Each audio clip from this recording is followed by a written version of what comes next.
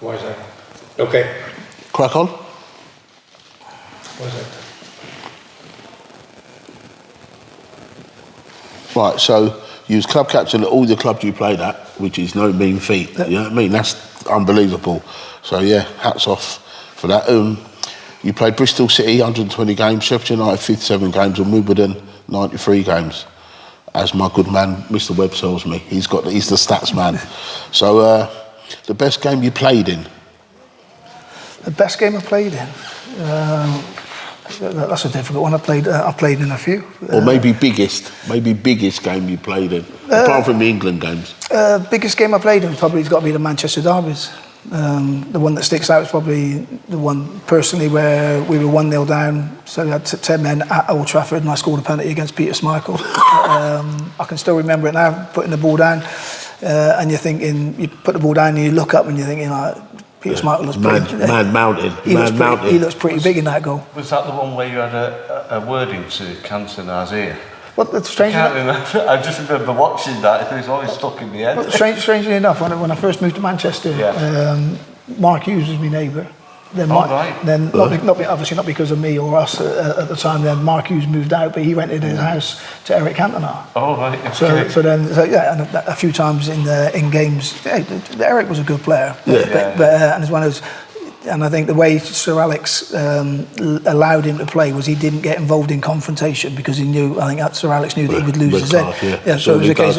So when we had the ball, Eric had to go and find space. So then you found him when Eric had the ball, very difficult to go and have a physical confrontation with him because he knew you were coming and he'd get rid of the ball. But you know, Eric was a good player. Mark Hughes, excellent player. I still play golf with Mark Hughes now. He was strong player, Mark Hughes. The way he used to hold the ball up, you just couldn't get the ball off him. Nice. He used to do my nutting. I was thinking, someone just clump him, Adams clump him, Keown clump him. Someone just clump him and take the ball off him. But you know the thing with Mark as well, he enjoyed the physical confrontation. He loved it. He loved it. Even when he moved the ball to Barca, he loved it because they didn't know what they were getting. When he went there, mate, and he started hammering them Spanish defenders, they didn't want none of that. No. So, the best away ground you played in? Personally, Liverpool. I used to love the atmosphere there. I wouldn't say it was a very successful ground for me, but always enjoyed going there because of the atmosphere. Yeah, good atmosphere. Anfield. And the old Highbury as well. That was good. The old traditional one, with the marble steps. And walking down the tunnel, that was intimidating. Yeah, and do you know what, right? It must be hard, that cop. Yeah. Tough there, the cop end. Anfield. That was good. Good for you. Yeah.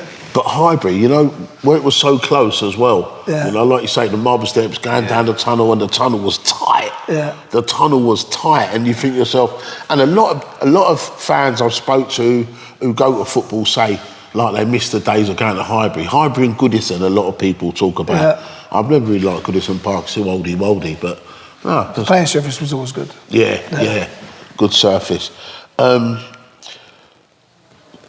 Club you played the best in your career? Man City. Man City, that was I think I enjoyed. I loved Wimbledon. I think the camaraderie. Yeah, Bobby Gould was my ex-manager at Bristol Rovers. He bought me from Reading. I can remember, so it took me about 3 weeks to negotiate because I couldn't believe I was taking a step up to League One as it was then, like the Premier League as it is now. I couldn't believe the money that they were being paid to what I was expecting or thought they should have been being paid. So it took me three weeks to negotiate my contract. And Bobby was like, "Look, I'm giving you an opportunity to come and play League One football." And I said, "Look, I'm on the same money and at a football club and we've just been relegated." And he said, "It's not about that, it's just about your progression." I went, right. So in the end, I agreed. In my opinion, to wages, I was thinking, it can't be right. This everybody else can't be on this sort of money, but everybody was. And then I walked in on my first day. And Bob said, "I want to see you first before you walk in." So I got to the stadium, went to see Bob, and he goes, "I'm going to make you captain." The first thing I said, "Bob, I don't want to be captain." I knew what I was walking into. They just won the FA Cup, so the football club was on the up. Some of the players that had gone, like Dave Besant, I think Dave Besson had gone, Andy Thorne had gone. There's a couple of big name players had gone, but they had some big characters left, like John Fashanu, Vinnie Jones, Dennis Wise. They all Laurie Sanchez. They wanted to be captain. Dennis Wise. Wisey. So you can imagine. So I'm taking a step up in divisions, and I'm there thinking, the last thing I need is aggravation of being captain. So Bobby goes, no, you're going to be my captain. So he walked me into the change room, introduced me to the changing room. This is our new captain, our new signing, so and so and so and so. And you can imagine, so everyone's there like they've just won the FA Cup, and then they're looking me up and down. I've just come from Reading. The crazy gang. And I'm crazy gang. They were, they were. They were great. First conversation I had with John Fashanu, and this will probably go against modern day times now. He goes, black or white? And I went, what do you mean? Black or white? He said, on a Friday, we always play black v white. Wow. What team are you on? Yeah. And I'm like, who wins? who usually wins? I want to go on a winning team. I'll mix race, I'm playing on both teams. Exactly. So, but modern days, you couldn't say that. No. But it's true and it's fact. It's happened. And I had that in school. But, I had that in school as well, black and white football. And let me tell you, those five-a-sides were competitive. I mean, for a Friday, playing the game on Saturday. It was physical. It was active. Oh, it was. You needed to win, but let me tell you, the camaraderie in that changing room. Second to none. Unbelievable. Second to none. Unbelievable. Yeah, that's nice. That's good. Club you dislike the most? What, that I played for? Yeah, we'll go with that. Yeah.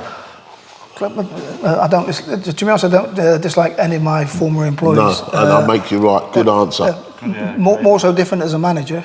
Yeah. I've got a few clubs. I've got a few clubs there. I think you made the wrong decision. Stick the boot in. Yeah. All right then. Well, let's do it. Club you dislike the most, for whatever reason.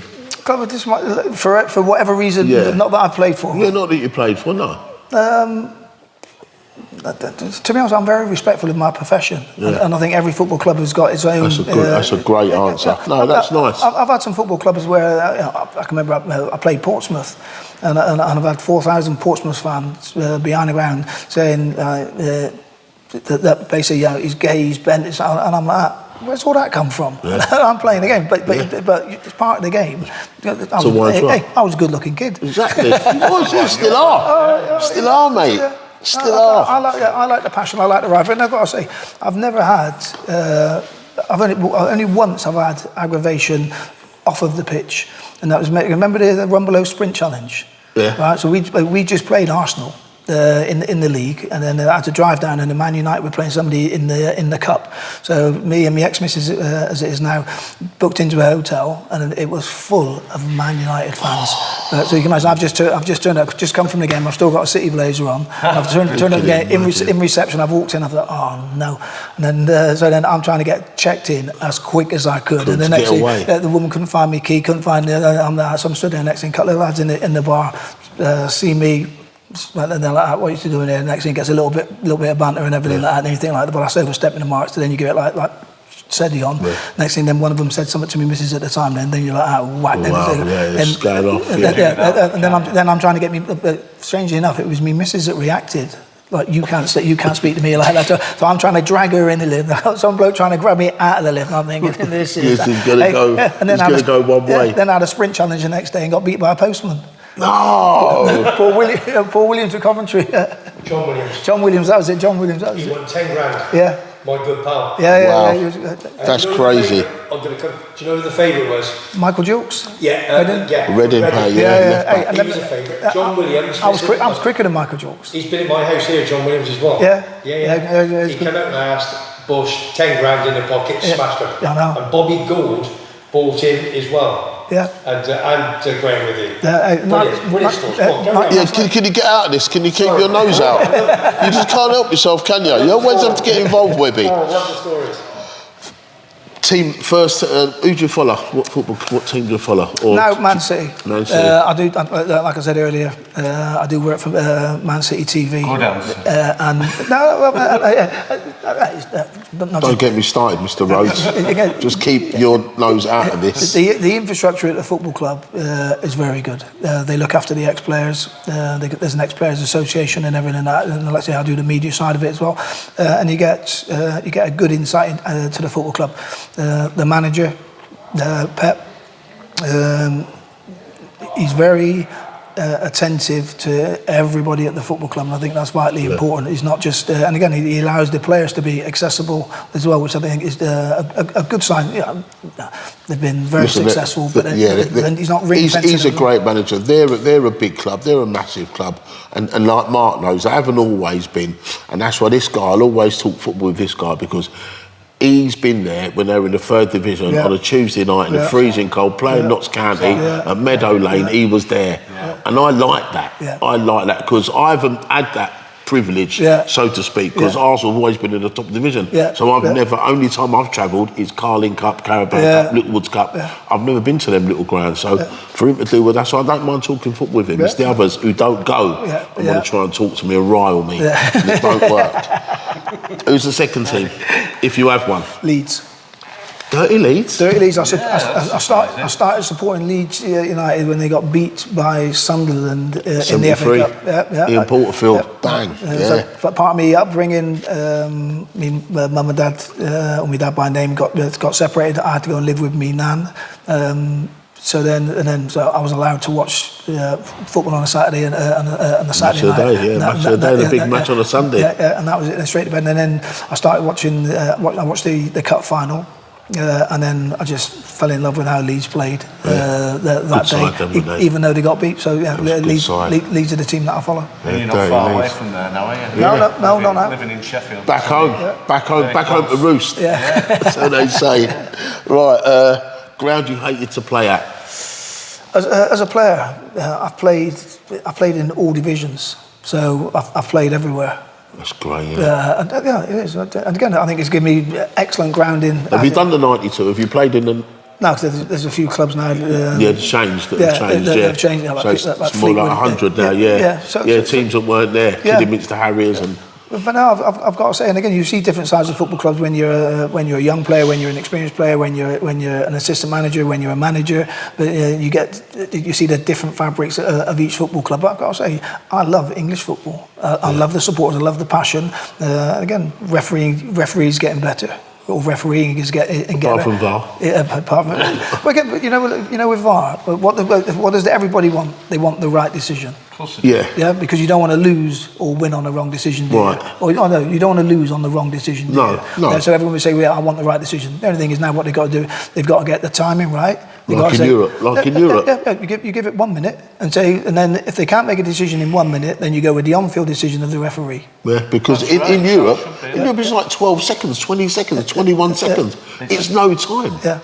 It's no time. They had one the other night, Saka against Bayern Munich. 26 seconds it took, and it was done and dealt with. Yeah.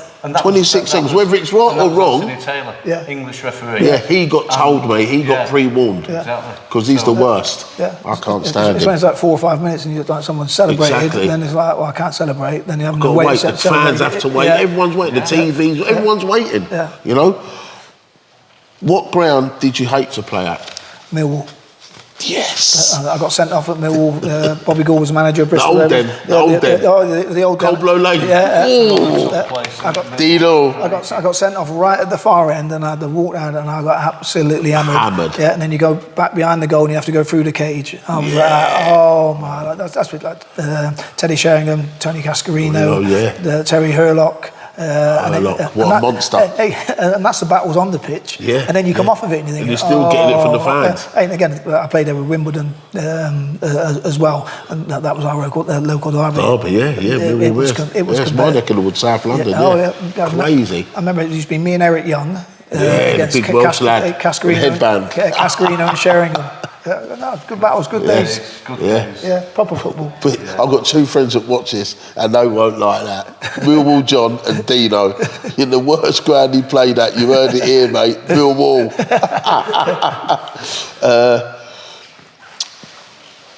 Messi or Ronaldo? Messi. Why? He's a baller.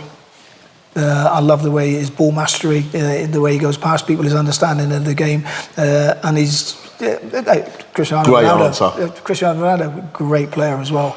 But Messi is a natural. That's a good answer. See, we must be winning now. The Messiites must be winning now. The Ronaldos must be way down on the list. Would you like Harry Maguire in your team if you was manager again?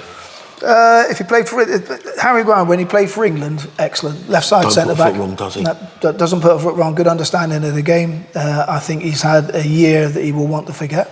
But again, I think he's handled himself very well. He's a good professional. Hey, look, Harry Maguire's never had pace. He's never going to have. Like Sheridan. Just read. Makes good decisions as a defender. Doesn't get caught out for pace. And again, the manager that he's got has got to adapt to how he plays, because you can't play a high line with Harry because it will be susceptible for pace and runs down the off of him, or people running off of him. So you have to play slightly deeper. But as a professional, outstanding. Yeah. So you'd have him in your team if he was manager, if you had a chance? Yeah. I like how he's got good principles. Terry won't like that, but Terry's not here. Do you rate Gareth Southgate as an England manager? I think he's been very lucky, very fortunate, but again, he's conducted himself admirably. Just needs to win something now with the team of players that he's got. And I always think the best test for Gareth Southgate will be when his tenure at England finishes and his first job in the Premier League, how well he does. Personally, I don't think he'd be as well in the English Premier League as a manager as what he will do, as what he's done with an international manager. As an international manager, yeah, with the players that he's got, with the players that he's got available to him. Yeah, I can't see him even getting a job in the Premier League. Championship maybe, but not the Premier League. I think with his profile he'll get Premier League, but I think the cut. His waistcoat. I think the cut and thrust of it, of the week in, week out. Where you can't be as measured in your decision making, I think, and again, I think that it's got to be admirable now. You have a look at the Premier League managers now, the job that they've got, phenomenal. Stress. Phenomenal. Stress. That's a bit. Yeah. Arteta went grey last night. Arteta's gone grey this morning. He's had to re-dye his hair, mate. I wasn't going to mention last night's result. Listen, he must have dyed his hair this morning. Yeah. Dyed it back to black because he must have gone grey watching that yesterday. Yeah. What did you just say? What if Carlin did Super Sundays? If Carlin did Super Sundays, that was it. Yeah, we're all right. We've heard it all. Yeah. Do you watch women's football? Yes. Yeah, I do. If it's on, I've not got a problem with it. Strange enough, I've been asked on a few podcasts about the comments of Joey Barton, and you're thinking, what's wrong with you? Joey's got an opinion. I ain't got a problem with that. Some of the things that Joey says, I was lucky enough, I coach Joey, and again, so I understand what he's like. Sometimes victimising and bullying, intimidating and picking on other people and naming other people, I think is wrong. For a laugh, and he does that for a laugh, like he did to the youth player at Man City. Yeah. He thinks everything's a laugh. Well, again, not everybody's got as thick a skin as Joey. Or got his sense of humour. Yeah, well, I don't think that's humour. I just think, if he's got opinion, he's got something to say. I'm a big believer. If you've got something to say and it's going to be negative and it's going to affect other people, then don't say it. Don't say it. Unless if you've got nothing nice to say nothing. That's what my mum used to say. Again, and I understand it. Some people might not like having female pundits. Yeah. Well, that's their choice. All right. Well, listen, that's a great interview. Thanks for doing it, mate. I really appreciate it. Pleasure. You've got to get to the airport, right? You've got to go. Thanks a lot, Keith. Really good. Thank you, mate. You'll be all right. I've got to come in for the last minute. Listen, I thoroughly enjoyed it. That was absolutely brilliant, mate. You did a fantastic job. Thank you. Macca. Yeah. And you, the best. That was brilliant. Absolutely. Good man.